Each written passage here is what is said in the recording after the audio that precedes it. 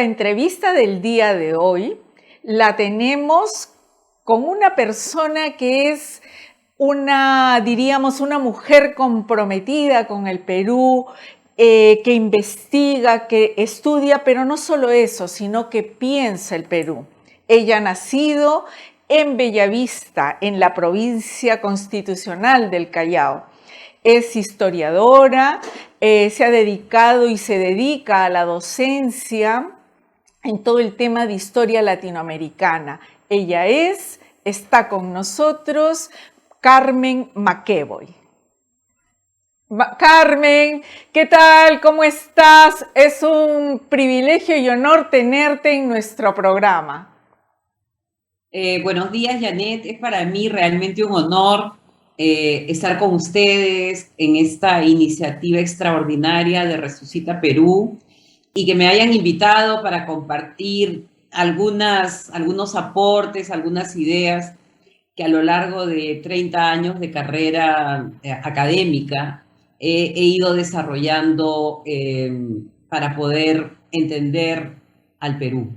Bueno, para todos los que nos escuchan y nos ven, creo que es muy importante que nos acerquemos a tu trayectoria, a cómo tú has ido construyendo ese pensar la cultura política del país a través de ese estudio de la historia de las ideas políticas. Cuéntanos cómo es que llegas a esta trayectoria. Bueno, no solamente son ideas políticas, ¿no? Tengo varios libros publicados y que si bien es cierto, parte de mi análisis es relacionado con las ideas políticas, también analicé el primer partido político del siglo XIX, el Partido Civil, he trabajado guerras civiles, he trabajado la Guerra del Pacífico, y actualmente acabo de terminar un libro que pronto saldrá sobre violencia política, ¿no? Entonces, es una gama de temas, ¿no? Y ahora estoy acá en California tratando de reconstruir la vida de esta pareja extraordinaria de provincianos, Moisés Vivanco e Ima Sumac, ¿no? Que por varios años tomaron por asalto Hollywood, ¿no? Y trajeron la cultura peruana, un pedacito de la cultura peruana a este lugar tan difícil en Los Ángeles. Ah, claro. Y dime, ¿cómo te inicias? Dime, ¿Bellavista tiene algo que ver? ¿El Callao tiene algo que ver con este interés tuyo por la historia? Bueno, tú me estabas preguntando que cuál ha sido, o sea, de dónde viene este interés por la historia del Perú, y creo que está relacionado con mi padre, con su amor por la lectura, con su amor por los clásicos, ¿no? El caso de mi papá es realmente interesante, ¿no? Porque él es un gran lector que me introduce a diferentes autores. Por ejemplo, nosotros leíamos juntos Los Miserables, de Víctor Hugo, comentábamos los personajes, me compró mi primera enciclopedia, hacíamos el diccionario juntos, pero también tenía él su colección de libros de historia del Perú, ¿no? Y me acuerdo mucho que me leía extractos de la historia, por ejemplo, de Pons Muso, ¿no? Recuerdo vívidamente el fusilamiento de Salaberry, esa carta que le escribe a su esposa Juana, todavía recuerdo lo que le dice, ¿no? Entonces yo creo que ahí en mi hogar, con un padre lector, con un padre que estaba conectado con la cultura universal, ¿no? Porque le encantaba leer los clásicos universales, pero que al mismo tiempo, ¿no? Por ejemplo, me enseñó las poesías de Calderón de la Barca, ¿no? De pequeña, pero al mismo tiempo estaba en contacto con el Perú, ¿no? Un país que amaba muchísimo. Y ahora la relación con la punta yo creo que también es fundamental, ¿no? La punta es una pequeña península que sale al mar, que cuando uno la ve tan frágil, pero que al mismo tiempo tiene una historia muy peculiar, ¿no? Porque sobrevive el terremoto, ¿no? A pesar de que es cubierta en el terremoto del siglo XVIII, tiene la belleza de la isla San Lorenzo, entonces en la punta conviven, tiene esta historia de los pitipiti, ¿no? Que eran estos pescadores, ¿no? En un tiempo mítico que no se sabe mucho sobre ellos, y todo el tema de la identidad barrial, de la identidad distrital, que yo viví mucho de niña, ¿no? Entonces yo he vivido retretas, yo he vivido carnavales, he vivido kermeses, ¿no? Todo lo que conecta al vecindario, ¿no? Mi mamá era estaba muy relacionada con la política del vecindario, ¿no? Con estas kermeses que eran para mejorar, por ejemplo, los parques, los jardines de la punta, ¿no? Entonces esa vida de una pequeña comunidad que te va enseñando el servicio, porque muchos de los concejales en el tiempo que yo era niña eran concejales ad honorem, ¿no? Y con un presupuesto, porque la Punta del Callao no tenía canon, ¿no? Entonces era un presupuesto muy pequeño, y ahí aprendí, ¿no? Que es posible hacer muchas cosas si los vecinos y la comunidad se comprometen, ¿no? La idea de esta pequeña ciudadanía que nace en la vida municipal, ¿no? Entonces yo creo que ahí empieza mi interés, y más adelante en el colegio, yo estudié en el Colegio San Antonio del Callao, tenía una profesora buenísima, Teresa León de Gago, que todavía la recuerdo con muchísimo cariño, que nos trajo la colección documental que se produce durante la etapa del gobierno de Velasco, que era esta recopilación de fuentes primarias sobre la independencia, y ahí leímos junto con ella la Carta a los Españoles Americanos de Vizcardo, las proclamas de Túpac Amaru, ¿no? Entonces, nuevamente, una punteña, porque ella también vivía en la punta, me conectó con la historia del Perú. Y a partir de ahí nació mi interés. Yo quería ser maestra, y bueno, estudié para ser maestra de escuela, lo que se llamaba básica regular. Mi bachiller es para ser maestra, y después me interesó la historia. En la Facultad de Educación, ahí me interesó la historia. Pues muy interesante, o sea que eres educadora, historiadora, eso es muy importante. Sí, y además porque tú también nos hablabas de que este contacto, ¿no?, con Bellavista, con el espacio más local, te daba esto de encontrar un lugar en el mundo. Eso me gustó mucho cuando lo precisaste, cuando estuvimos como conversando, ¿no? La necesidad de encontrar un lugar en el mundo, y que tú lo has encontrado, ¿no? Y es una invitación. No, y mi lugar es la punta, ¿no? Esa es mi referencia, es mi referencia geográfica. Digamos, yo de niña aprendí a amar el mar, ¿no? El mar siempre me llama, ¿no? Yo soy una niña de la costa, digamos, ¿no? Sin dejar de querer a nuestros Andes y a nuestra Amazonía, pero mi lugar es la costa, y mi lugar es la costa frente a la isla San Lorenzo, ¿no? Que es una isla que tiene pues una energía fabulosa, hay este libro de Mapi Fortuny sobre la isla, sobre todo lo que se encontraron los restos arqueológicos, en un lugar ceremonial, era un lugar sagrado, es un lugar sagrado. Entonces, eso me marcó para toda la vida. Entonces yo, a pesar de ya vivir 30 años en los Estados Unidos, la punta está en mi corazón. Hay dos lugares, ¿no? Suani, que es el lugar donde empecé a trabajar cuando me gradué con mi doctorado de Historia Latinoamericana en San Diego, en California. Me fui a trabajar a Suani, y Suani es un bosque, y aprendí ahí a querer a los árboles, al mundo rural, ¿no? Entonces la naturaleza, yo tengo una atracción muy especial a la naturaleza. Sí, correcto. Carmen, en este libro, tú has, como bien dices, varios estudios, pero en este libro de la utopía republicana, tú ahí nos cuentas sobre la República en el Perú. Inclusive mencionas una frase de Lavalle, ¿no?, que dice: la política del Perú es un laberinto, ¿no? Y necesitamos en este momento entender ese proceso de construcción de nuestra cultura política, y tú nos aproximas a que la República es muy importante. ¿Podrías decirnos, para ayudarnos a comprender, por qué la República, qué entendemos por República y por qué es importante para los que no somos historiadores y para todos los ciudadanos y ciudadanas peruanas y peruanos, ¿no?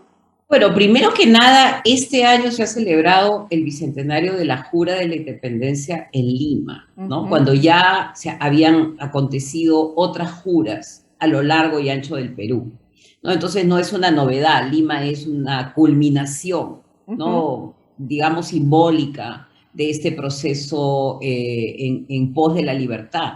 Pero la verdadera celebración creo que va a ocurrir el próximo año, cuando se celebre en septiembre del 2022 el Bicentenario de la República del Perú, que es cuando ya se instala el Congreso Constituyente, cuando San Martín se deja, digamos, el mandato a los peruanos que se han constituido, a los congresistas peruanos, ¿no? Entonces, yo considero de que hay una narrativa que ha eliminado, que ha intentado eliminar estos años formativos, ¿no? Cuando se habla de 200 años de traiciones, de 200 años de corrupción, ¿no? De 200 años que prácticamente pareciera que no ha ocurrido nada, ¿no? Lo que se olvida es la ilusión de la fundación republicana, ¿no? Y esta fundación republicana ocurre en momentos muy difíciles, en medio de la guerra, ¿no? Al poco tiempo que se instala el Congreso, hay un golpe de Estado, los españoles regresan a Lima. Entonces es una república que nace en la zozobra, que nace en la incertidumbre. Y probablemente esa situación difícil no nos ha permitido entender la riqueza de ese momento fundante, ¿no? Y una riqueza que la antecede, porque antes de la fundación, antes de la instalación de la Asamblea Constituyente, se da en Lima, en julio del 22, una discusión extraordinaria, probablemente una de las más ricas que se ha dado en las Américas, que es justamente si el Perú debe ser monarquía constitucional o república, ¿no? Y en esa discusión pues aparece Thomas Paine, ¿no? Que es este panfletero británico que escribe el Common Sense, que lo tiene George Washington, el Common Sense en el bolsillo, en la Revolución Americana, ¿no? Y que lleva a la república a sus límites y a sus posibilidades. O sea, Thomas Paine habla de la abolición de la esclavitud, Thomas Paine habla de la secularización del Estado, Thomas Paine ataca a los grandes propietarios, ¿no? Entonces, este grupo de republicanos peruanos a los que vamos a rescatar probablemente a lo largo de todo este año, en la medida que vamos avanzando a nuestro bicentenario. Estoy pensando en Arce, estoy pensando en Sánchez Carrión, en Rodríguez de Mendoza, que todos son de Chachapoyas, de Huamachuco, de Arequipa, apuestan por una república en cierta manera radical, ¿no? Que si bien es cierto, tiene esclavitud porque San Martín solamente da la libertad de vientres, pero que tiene palabras, tiene conceptos como igualdad, como justicia, como felicidad, que van a ser fundamentales en las luchas del siglo XIX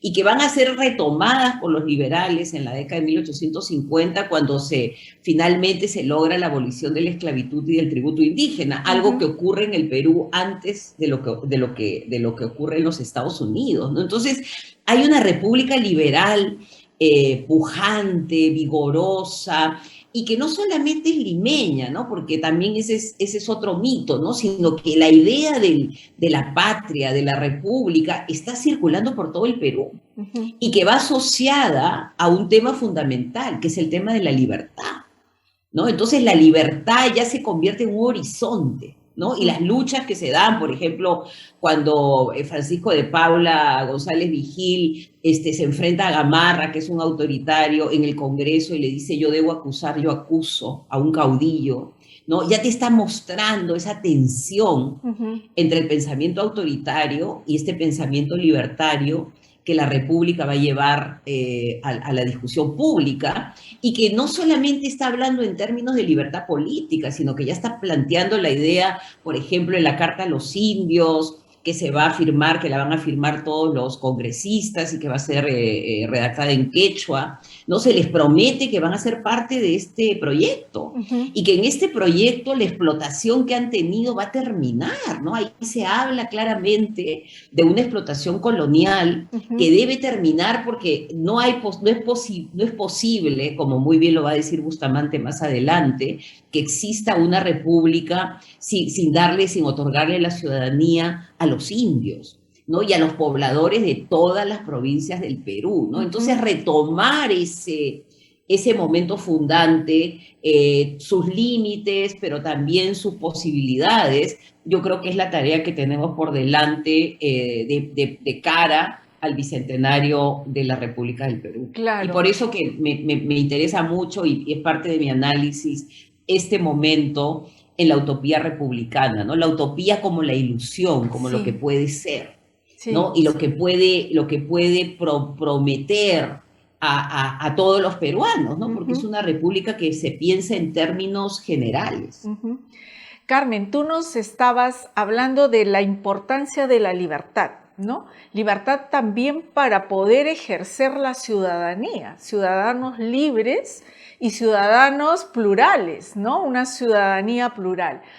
Y la libertad estaba contextualizada en ese tema de la República. Ahora que en este momento político que vivimos, que estamos hablando de democracia, de libertad, ¿qué destacarías que sería importante para poder vivir la libertad y la ciudadanía en este nuevo contexto político que tenemos? Porque parece que hablamos y decimos todos lo mismo, como que libertad es libertad de expresión y no es otro tipo de libertad para gestar una ciudadanía activa, ¿no? Bueno, Lima era la ciudad de los libres, ¿no? Así se autodenominaba Lima en esos años tempranos, ¿no? Cuando se instala el Congreso Constituyente. Entonces la libertad, y piensa en nuestro himno, ¿no? Somos libres, seámoslo siempre. La libertad está ahí. Ahora, un poco podríamos discutir en torno a quién definía y cómo se definía esa libertad, ¿no? Y te pueden criticar que eran pues hombres, ¿no? Que no existía participación en el Congreso, en ese primer Congreso Constituyente de los indígenas, que todavía existía esclavitud, ¿no? Que la libertad estaba constreñida a un grupo muy pequeño, ¿no? Algo que va a ocurrir no solamente en el Perú, en Estados Unidos se habla pues de nosotros el pueblo, we the people, con una población esclava altísima, ¿no? Y con representantes de la República que son esclavistas, que son dueños de esclavos, ¿no?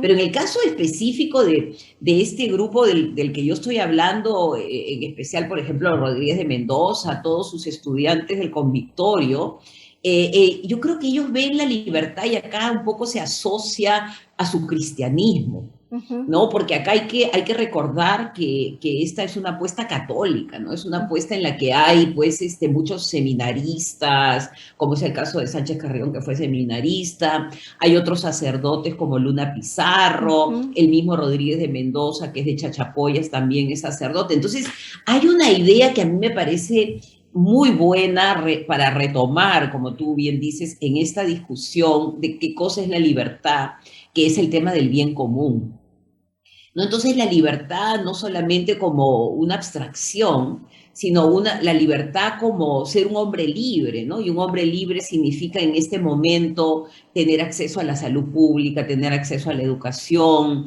tener oportunidades, o sea, eso es ser libre en el siglo XXI, no es solamente el derecho a votar, ¿no? O el derecho a participar de las discusiones políticas, ¿no? Entonces acá lo que se va dando en el proceso, pienso yo, es una suerte de maximización o una república, una democracia maximalista, ¿no? Que tú inicias el proceso con algo muy pequeño, muy minimalista, pero que tiene las semillas.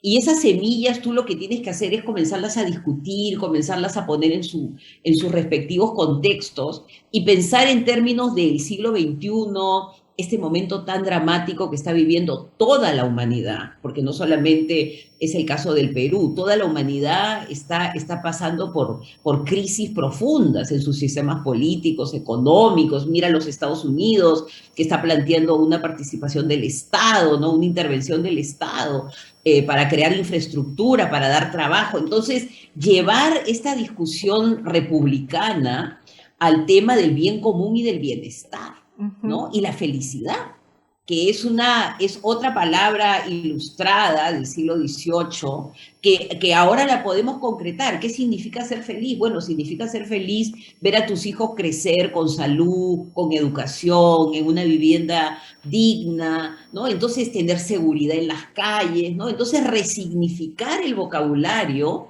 y aplicarlo a la realidad que estamos viviendo. Probablemente es uno de los debates, es uno de los desafíos que tenemos actualmente.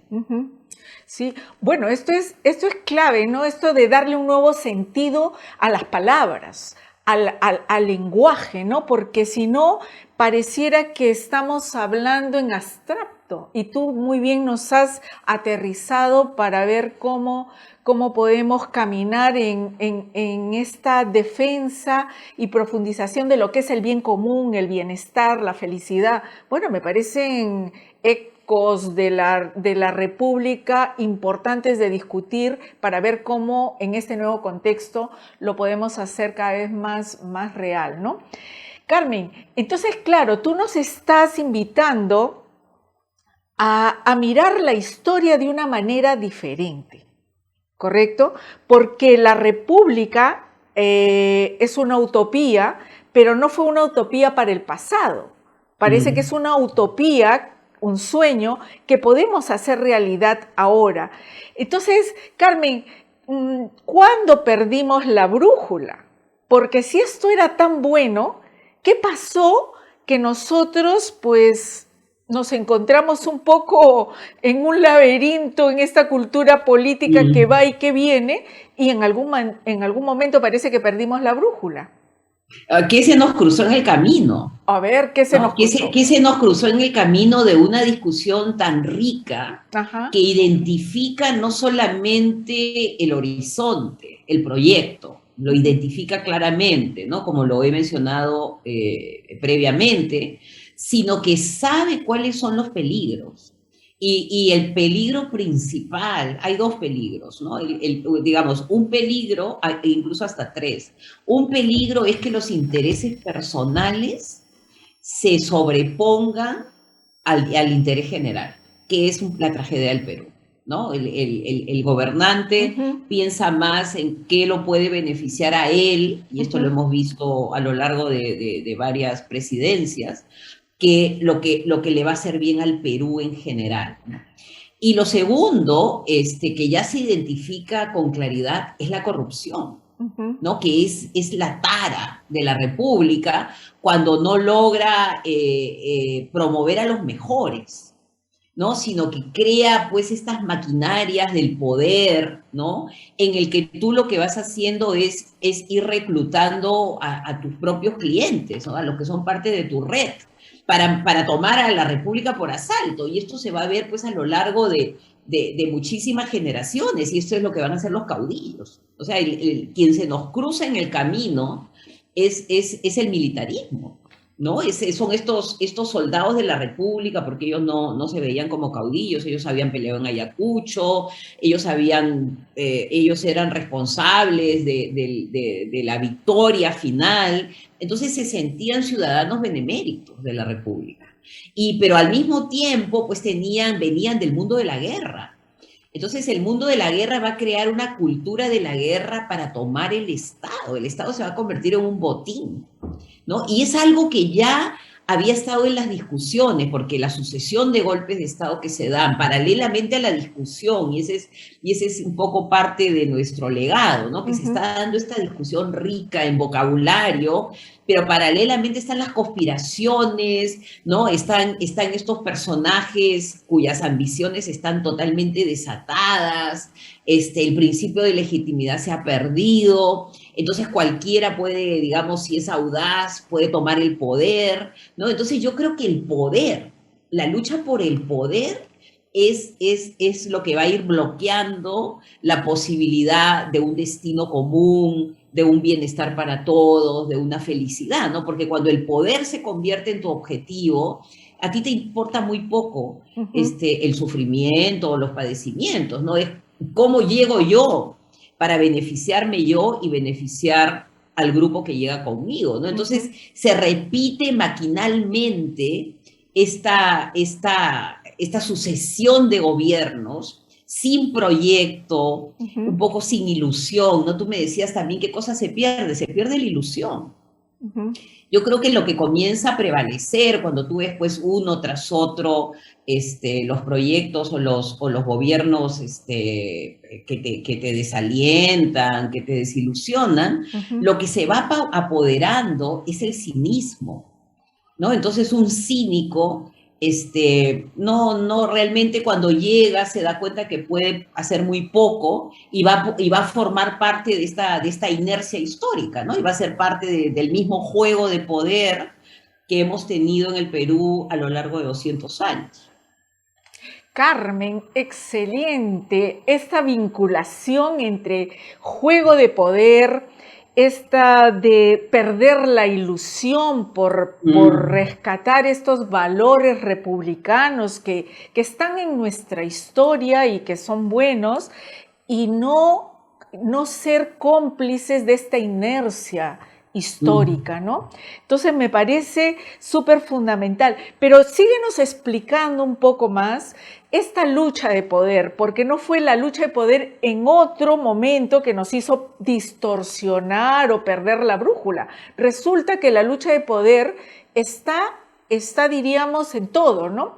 Y lo digo que nos expliques porque cuando hablamos en el cotidiano, entre la gente, dicen, no, el poder corrompe, el poder es malo.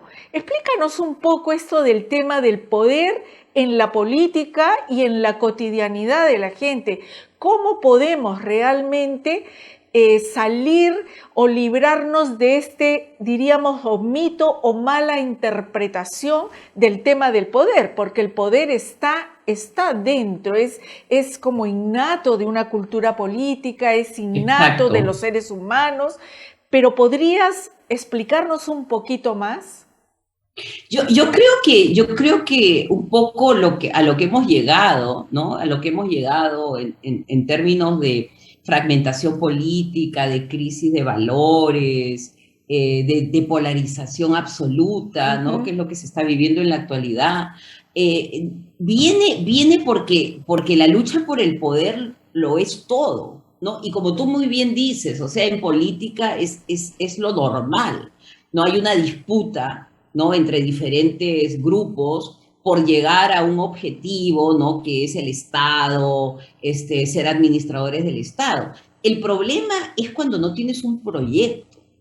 El problema es que paralelamente a esa disputa que considero válida, tú tienes que venir con un proyecto nacional, ¿no? Con un proyecto en el cual esté inscrito o inscrita la idea del bienestar.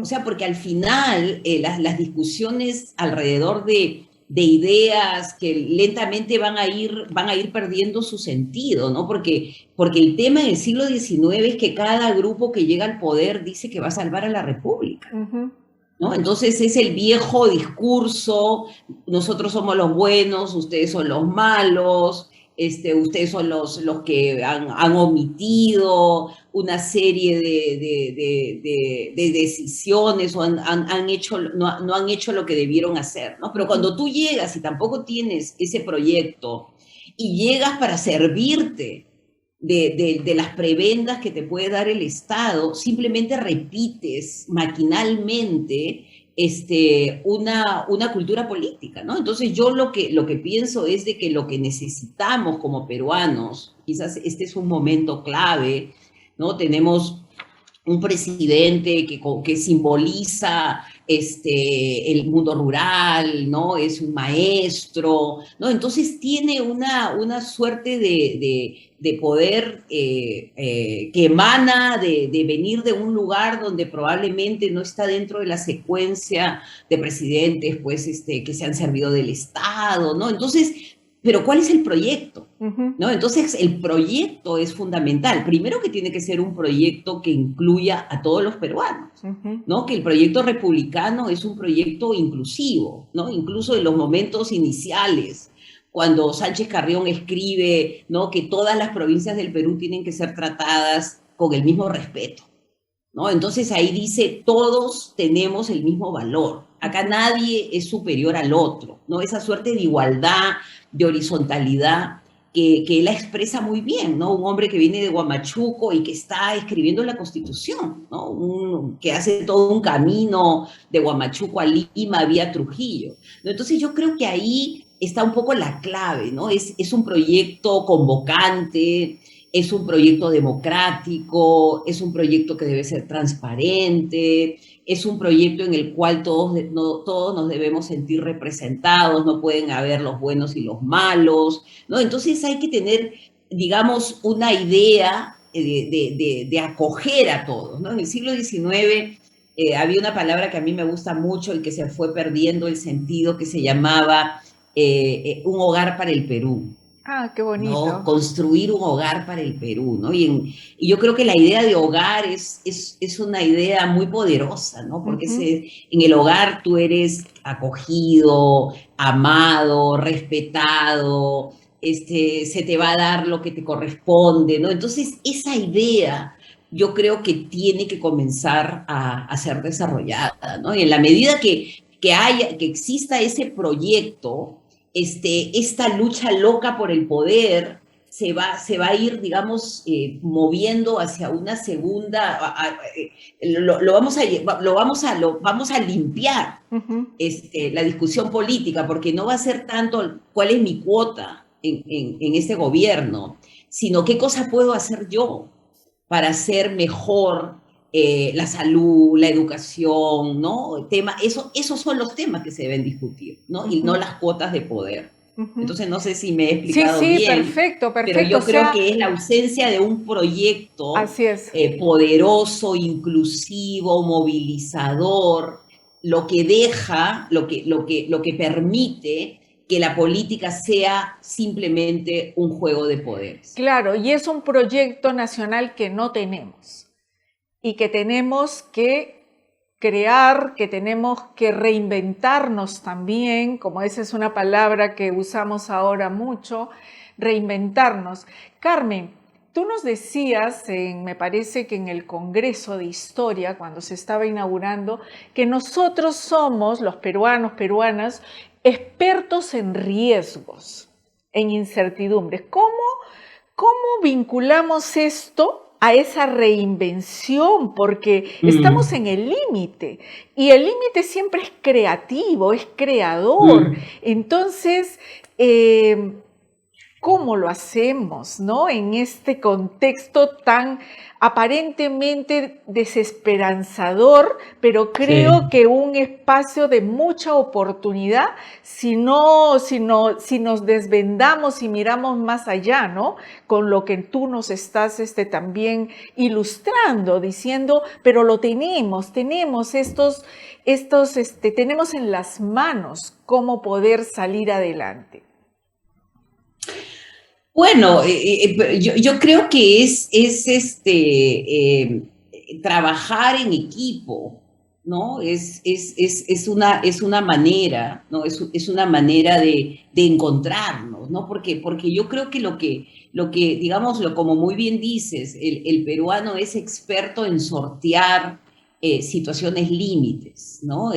Un poco la historia del Perú es una historia azarosa, ¿no? Es una historia azarosa, que es la vida misma.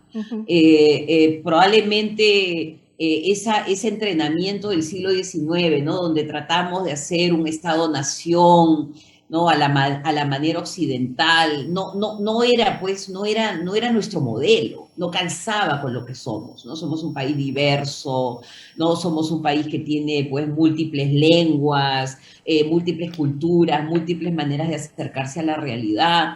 Entonces era imposible llegar a ese proyecto, ¿no? Por ejemplo, en el caso de los Estados Unidos lo logra, pero pues elimina a sus poblaciones, elimina, arrincona a los indios, los lleva a reservaciones, algunos se mueren en el camino, ¿no? Entonces ellos deciden por un proyecto civilizatorio o a la manera occidental. Y nosotros en el siglo XIX pues no pudimos hacerlo porque la realidad se chocaba contra la teoría, ¿no? Entonces, probablemente esa experiencia de saber lidiar con lo diverso, con lo complejo, con lo incierto, puede ser en este momento nuestra, digamos, nuestro capital. O sea, el capital del Perú está ahí.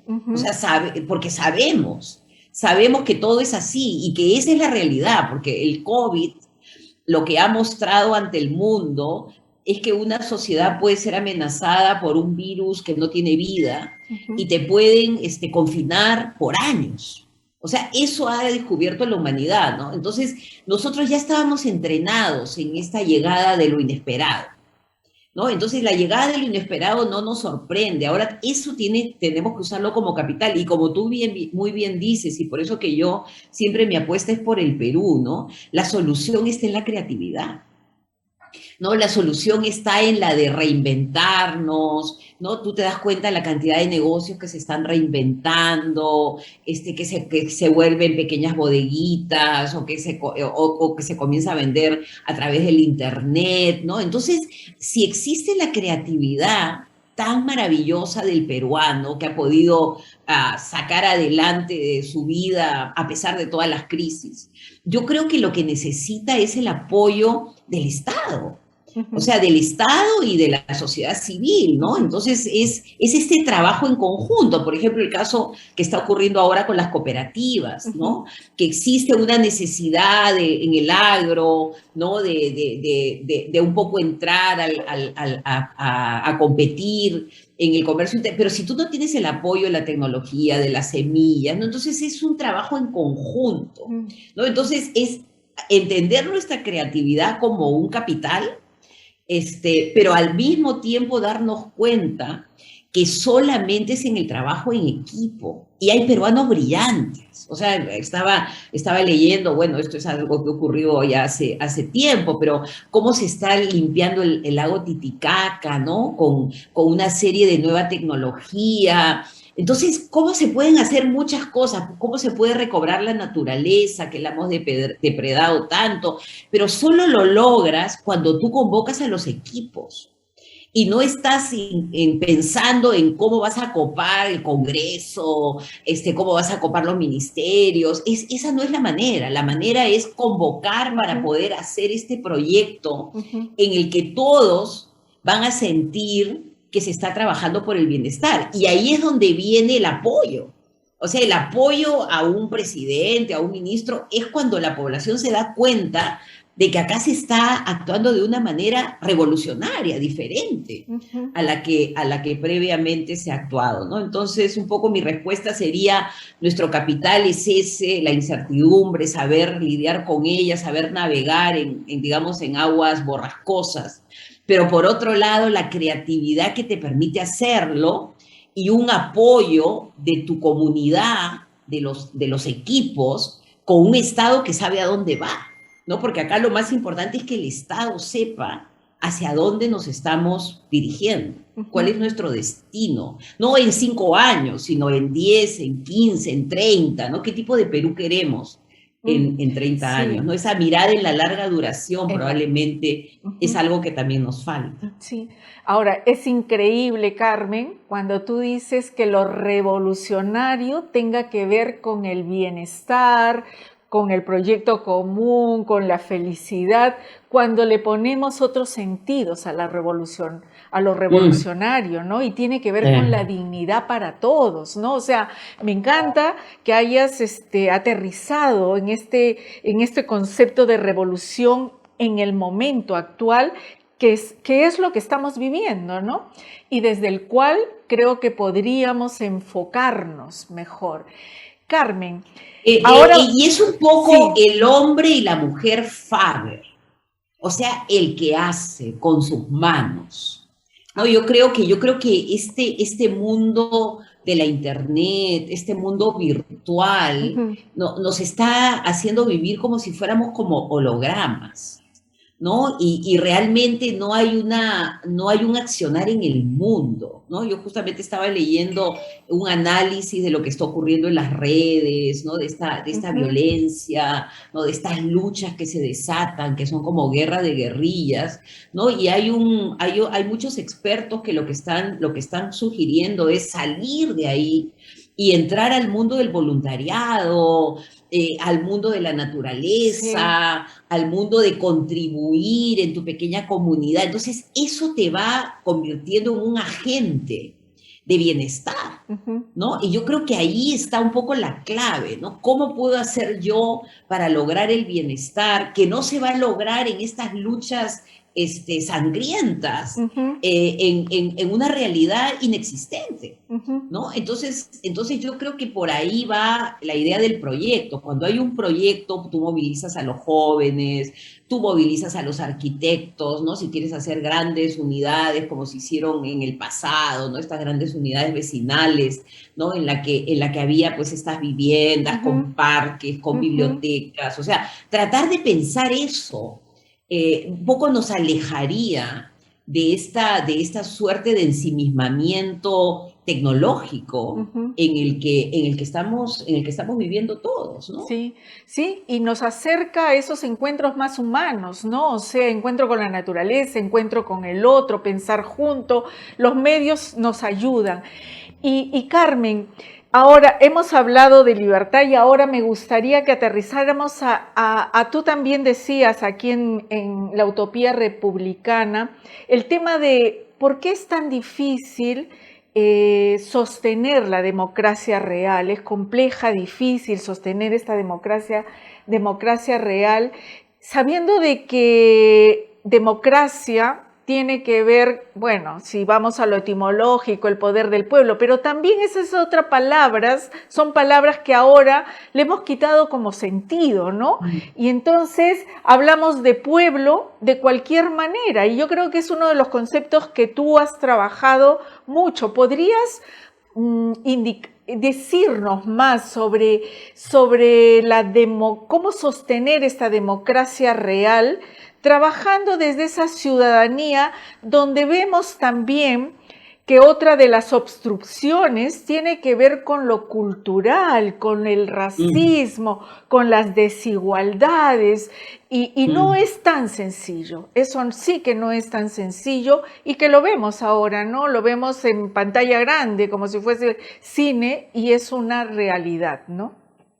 Bueno, lo que pasa es que lo que ha petardeado, y no somos los únicos, ¿no? No estoy diciendo que este es un modelo propiamente peruano, pero lo que ha petardeado nuestra convivencia política es la cultura de la guerra, ¿no? Donde lo que tú tienes que hacer es aniquilar al otro, Uh-huh. ¿no? Y estamos escuchando estas nuevas visiones, ¿no? Llega el mundo andino y se impone al mundo de la cosa, ¿no? Entonces creas esta dicotomía de los buenos y de los malos, ¿no? Y que, bueno, pues acá hay una suerte de reivindicación, ¿no? Entonces, pero esa no es la manera de trabajar en equipo, ¿no? Cuando vas creando estas divisiones, que es cierto, existen, han existido, y no han sido tomadas en consideración, ¿no? Es un Uh-huh. país de exclusiones, es un país racista, pero también hay que recordar que paralelamente a ese aspecto cultural, ¿no? Del racismo, del clasismo, del desprecio, no solamente es eso, sino es el desprecio del que no piensa como yo, el desprecio del que tiene una idea diferente, un poco la imposición del pensamiento único, ¿no? Mi Uh-huh. pensamiento es el que debe prevalecer y tú cállate, o sea, tú estás loca o lo que fuere, ¿no? No tratar de entender, lo que el otro está tratando de decir en sus propios términos, ¿no? Sino algunas veces incluso hasta tergiversarlo. Entonces, por ese lado, yo creo que también hay que trabajar, ¿no? En saber escuchar, en saber escuchar. Y el tema fundamental, que yo creo que es un tema de la convivencia política, es entender que esta república es para todos, ¿no? Y o salimos todos o no salimos, ¿no? No podemos vivir en un combate de polarización en la cual tú destruyes al otro y no va a tener consecuencias. Las consecuencias se van a dar. O sea, viene siempre la generación que ha sido derrotada y se va a querer vengar, ¿no? Entonces, esa ha sido un poco la historia del Perú, ¿no? Esta sucesión de facciones que se han peleado, pero a niveles impresionantes. Por ejemplo, en 1834, por unas elecciones, porque siempre los problemas políticos o los problemas de guerra surgen en las elecciones, una facción convoca al ejército de Bolivia para tratar de derrotar a la otra y la enemiga trae a los chilenos. Y en el campo de batalla que es el Perú se destrozan las facciones con la intervención de ejércitos extranjeros. ¿Y qué cosa determina esta guerra? Que el Perú pierda su preeminencia, su predominancia en el Pacífico con el puerto del Callao y que Valparaíso se convierta en el nuevo puerto, digamos, para el siglo XIX. Entonces, ¿cómo la guerra nos destruye y destruye nuestras posibilidades? Y va poco a poco, y acaba un poco con tu pregunta, va carcomiendo, va destruyendo la democracia. ¿No? Porque al final, para muchos, la democracia no sirve en la guerra.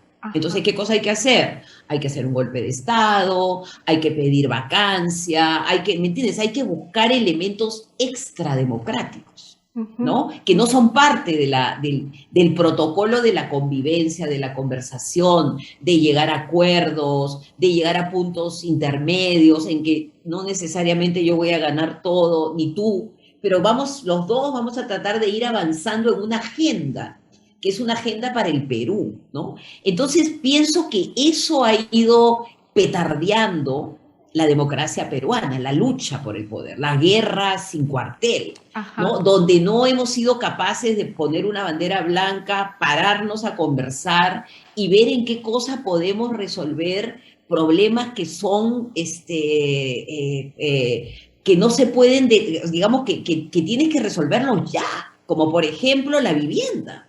¿No? Yo creo que nadie ideológicamente se va a poner a discutir por un tema de vivienda, es simplemente ver dónde podemos construir vivienda digna, que tenga buenas zonas de recreo, ¿me entiendes? O sea, hay temas en el mundo material que te pueden ir alejando de esa lucha ideológica a muerte que se da entre los bandos y que no se da, y que no es una cosa nueva, sino que se ha ido dando a lo largo de la historia del Perú. Sí, claro, no es nueva. Diríamos, nos hemos acostumbrado en todo caso, hemos naturalizado esta guerra como prioritaria, diríamos, ¿no? Y ahí, entender también esa manera de decir hoy en este contexto que hay odio por todos los lados, odio de un lado, odio del otro lado, y que por ese odio todo se interpreta desde esta realidad, diríamos, de adversario y enemigo. O sea, ¿qué diferencia, Exacto, Carmen, entre adversario y enemigo? Porque en una guerra, ¿no? Yo si quiero aniquilar, aniquilo a mi enemigo. Pero en política, si decimos que es una lucha de poder, es una construcción entre todos, pareciera que todos son enemigos, no son adversarios y los tengo que aniquilar. Entonces... Exacto. Y yo creo que un poco Sendero Luminoso es el momento que expresa en la etapa de la guerra de aniquilamiento, los comandos de aniquilamiento, expresa con claridad esa suerte de, no podríamos decir evolución, sino involución de la política peruana, ¿no? Donde entraban a un pueblo, llamaban a las autoridades, las aniquilaban enfrente de sus familiares, ¿no? Entonces, y bueno, el Estado regresaba y hacía lo mismo, ¿no? Entonces se convierte en un círculo de violencia y de muerte entre peruanos, ¿no? Y es lo que horroriza, ¿no? Lo que tú dices, un odio, ¿no? Que tú sientes que hay un odio visceral, ¿no? Un odio visceral contra el que tú consideras no es de tu clase, no es de tu raza, no piensa como tú, no sé, ha tenido mejores oportunidades, o sea, se ha desatado eso, ¿no? Se ha desatado una polarización que no lleva a ninguna posibilidad de construcción de sociabilidad, de construcción de vivienda, de salud, ¿no? De todo lo que queremos para el Perú. O sea, en medio de la guerra, en medio de los odios, es muy difícil construir, ¿no? Y esa es la parte que realmente duele, ¿no? Que el Perú cuenta con los recursos, cuenta con la creatividad, cuenta digamos, con el compromiso de muchos, pero estos odios y estas inercias van bloqueando esas posibilidades, ¿no? Y ya tenemos cuántos años peleándonos y peleándonos entre peruanos y la guerra parece que continúa, o sea, no hay tregua en este combate, ¿no? Y es un combate que no nos lleva a ningún lugar, porque lo que va haciendo el combate es llevándose los recursos anímicos, los recursos incluso mentales, que Ujú. podrían ser dirigidos hacia la construcción de un país mejor, ¿no? Sí. Que tenga la infraestructura que todos los peruanos merecen, ¿no? Ujú. Entonces es trágico un poco lo que nos ocurre. Sí, sí, y solo decirte que estaríamos como en la sala de espera de una nueva situación, o sea, donde es toda una convulsión, diríamos, que vivimos hasta que nos demos cuenta de que si seguimos así, seguimos hacia el camino de la destrucción y no de la Mm, construcción. Parece que exacto. es inevitable tener que pasar por esta realidad, ¿no? Estamos siempre esperando una nueva batalla, ¿no? Qué Entonces la buena, batalla qué es como buena. que sientes que se viene un nuevo combate, una nueva batalla y todos están a la espera de cómo se van a comportar los enemigos, ¿no? De cómo se Sí. están posicionando, qué van a hacer, cómo van desarrollando sus estrategias, ¿no? Y es horroriza, horroriza, porque la discusión debería ir por otro lugar, ¿no? Claro. La discusión debería ir por, bueno, ¿qué tipo de economía agraria queremos? Ujú. O sea, en 30 años, ¿cómo nos imaginamos la ceja de selva del Perú? O sea, ¿cómo nos imaginamos las cuencas? ¿No? ¿Cómo nos imaginamos que se va a ir desarrollando esta agricultura familiar? ¿No? Yo que estuve Sí, en sí, Irlanda claro. por un año, me descubrí 50.000 familias que viven de la producción de leche, ¿no? Y Sí, que a la vez han ido creando la industria del queso, ¿no? Y que tú te das cuenta el bienestar que existe en ese mundo rural, ¿no? Porque se les dio el apoyo, se les dio, digamos, sobre todo en el tema de la tierra, ¿no? Del tipo de tierra que requiere esta economía ganadera. ¿No? ajá, Pero esas no son las conversaciones, no. esas no son las discusiones, o sea, las Definitivamente no son discusiones las, es y quién va a tomar la mesa, o de sea, alguna manera, quiénes son los nuevos miembros de las mesas, a quién van claro, ¿cómo se llama?, a sacar, ¿no? Esa es la conversación. claro. No, y Carmen, con esto que nos estás diciendo, en realidad nos invitas y nos das pistas para empujar. O sea, para empujar hacia que modifiquemos, ¿no? Es como cuando vamos en una marcha en el carro y tenemos que hacer un cambio, ¿no? Como para reorientar hacia los temas fundamentales, ¿no? Carmen, eh, el tema de hoy es un pueblo vivo y con futuro. Y el Papa, pues, trabaja en su quinto capítulo, La mejor política. Dime ahí, ¿qué destacarías, no? Como aspectos fundamentales del Papa para todo este tema que venimos dialogando. Bueno, yo creo que el Papa tiene una historia personal fantástica, ¿no?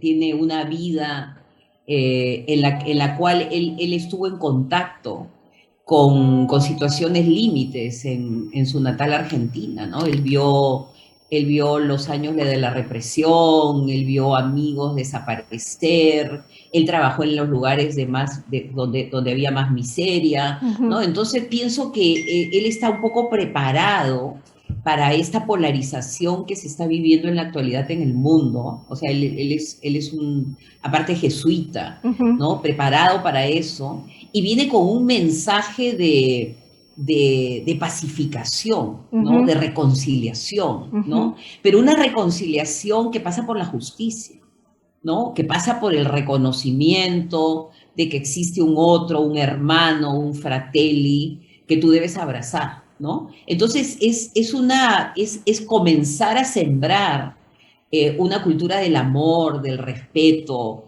pero al mismo tiempo sin olvidar los derechos, Ujú. ¿no? Que han sido en muchos casos socavados, ¿no? La dignidad humana que ha sido maltratada durante siglos, ¿no? Entonces, es un mensaje de amor, pero no es un amor candoroso, ¿no? No es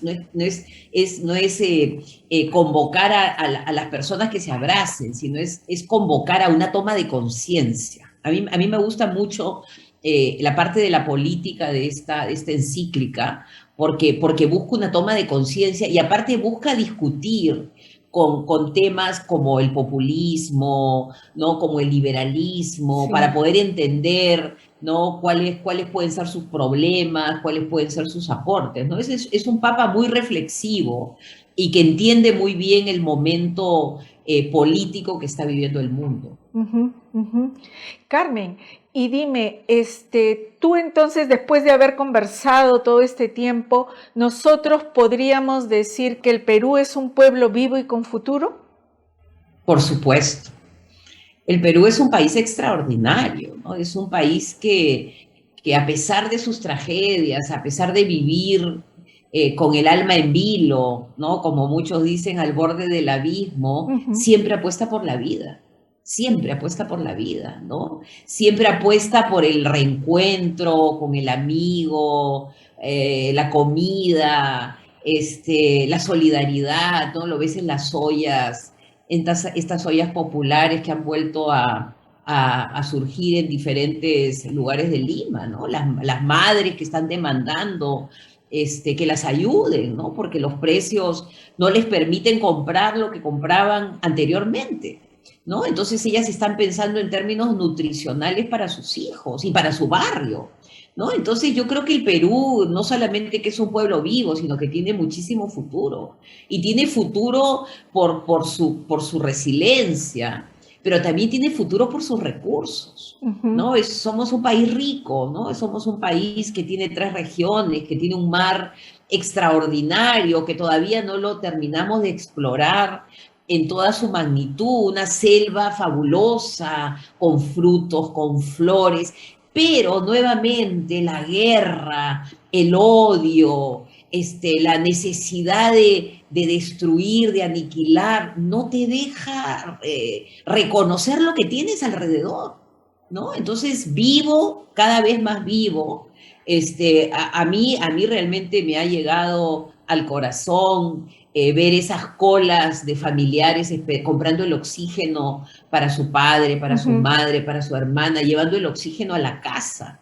O sea, en los hogares peruanos se armaron pequeños hospitales, porque el ujú. Estado e incluso digamos, el sector privado de las clínicas ya no daban para más. Y se armó todo un sistema hospitalario en hogares peruanos donde iban los hermanos a comprar las medicinas, donde la esposa, en el caso de que su esposo estuviera hospitalizado, estaba al tanto de qué cosas necesitaba él, que las pastillas, que el antibiótico, que no había gas. O sea, una red de solidaridad que yo creo que es la que tenemos que utilizar para Ujú. este momento que se viene de la reconstrucción nacional. O sea, Sí. utilizar ese potencial que tiene este país, que es vivo, y que tiene futuro, definitivamente lo tiene, ¿no? Tú te das cuenta de las cifras económicas y el Perú va creciendo, ¿no? Y los negocios se van reinventando y las personas tratan como muy bien, muchas madres nos han enseñado, ¿no? Esta frase que para mí es muy representativa del Perú, tratar de salir adelante. Ajá, ¿No? Esa ajá. idea de adelante, ¿no? Significa las dos cosas que tú mencionas, ¿no? Estar vivo y pensar que hay futuro, ¿no? Entonces yo lo siento, cada vez estoy más convencida, pero tienen que haber políticas públicas que vayan acompañando, digamos, Definitivamente. a esta creatividad y a este esfuerzo del peruano, y también tiene que haber liderazgo, ¿no? Y tiene que haber un liderazgo claro que nos diga a dónde vamos, ¿no? Y cuál es el plan. Y yo creo que cuando la población sabe a dónde va y cuál es el plan, simplemente siguen su tarea, ¿no? El problema es la incertidumbre de no saber cuál es tu rumbo. Sí, Carmen. Realmente, Carmen, la entrevista nos ha ayudado a situarnos en realidad en que la historia es memoria viva, porque no es un pasado que lo dejamos atrás y no tiene nada que ver con nuestro presente y con nuestro futuro. Yo creo que realmente la gente que nos ve y nos escucha va a estar encantada de escuchar la entrevista completa. Como ya sabes, solo sacaremos 10 minutos de aquí para el programa, pero esto de pensar en una agenda para el Perú, esto de pensar ser agentes para el bienestar, esto de pensar de que la lucha de poder puede ser destructivo y tendríamos que cambiar para que sea viable, mirar la historia diferente. Bueno, Carmen, nos has dado diríamos, una clase magistral, diríamos, de cómo llevar a la práctica esta manera de hacer de nuestra cultura política una mejor manera de práctica política, ¿no? Entre todos los ciudadanos y ciudadanas, ¿no? Te Y agradezco. aprender a sanarnos, ¿no?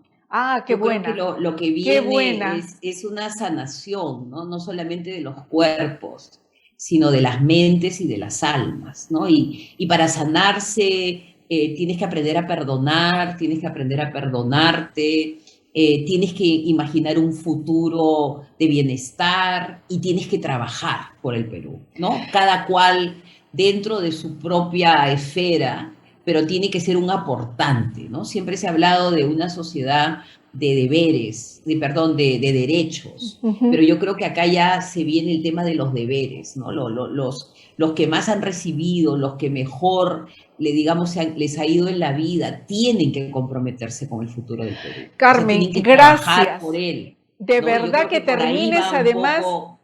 ¿Mm? Sí, no, que te digo, gracias que termines con esta invitación a sanar.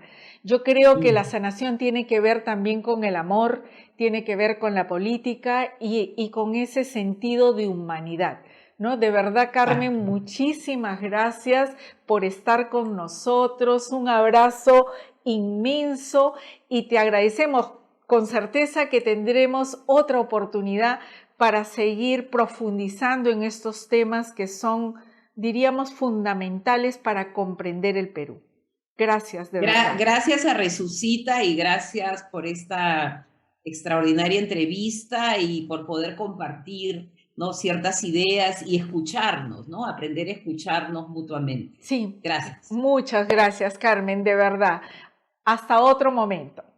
Bueno, la entrevista con Carmen ha sido, como digo, una entrevista magistral. Nos ha ayudado a comprender el momento político que vivimos, porque la república o la utopía de la república que ella nos ha hablado mucho está presente y es desafiante para nuestro momento.